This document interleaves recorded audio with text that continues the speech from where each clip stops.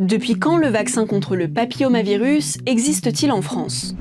Retour en 2006. Un vaccin contre le papillomavirus arrive sur le marché aux États-Unis, puis en France, le Gardasil. Il permet de prévenir le cancer du col de l'utérus, dont 70% des cas sont provoqués par ces infections sexuellement transmissibles. C'est quelque chose d'assez fabuleux parce que c'est la première fois qu'on a un vaccin contre un cancer grave de la femme. On a à peine compris que c'était dû à un virus que déjà le vaccin est prêt pour la prévention de ce cancer. C'est vraiment une avancée gynécologique majeure. À l'époque, le cancer du col de l'utérus touche plus de 3000 femmes en France et provoque environ 1000 décès chaque année. À son arrivée sur le marché, le vaccin cible donc les jeunes filles à partir de 9 ans. Nous savons que la période de forte exposition à ces virus se fait essentiellement lors des premiers rapports. Donc le bénéfice maximum attendu de cette vaccination se porte sur les jeunes adolescentes de 9 à 15 ans.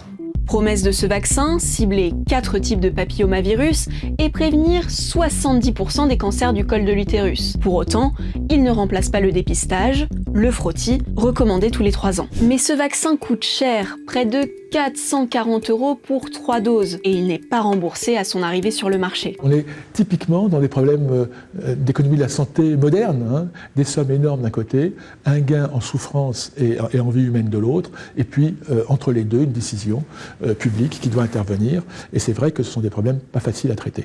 Dès l'année suivante, en 2007, le vaccin est pris en charge par la sécurité sociale à hauteur de 65%. Et il est recommandé à toutes les jeunes filles de 14 ans. Il faudra attendre 2019 pour que la vaccination soit également recommandée aux garçons de 11 à 14 ans par la Haute Autorité de Santé. Quand on vaccine aussi les garçons, on diminue la transmission du virus dans le sens garçon-fille et aussi dans le sens fille-garçon. Donc on augmente, si vous voulez, le potentiel d'impact sur la transmission du virus. Aujourd'hui en France, la couverture vaccinale contre le papillomavirus augmente, mais reste faible par rapport à nos voisins européens.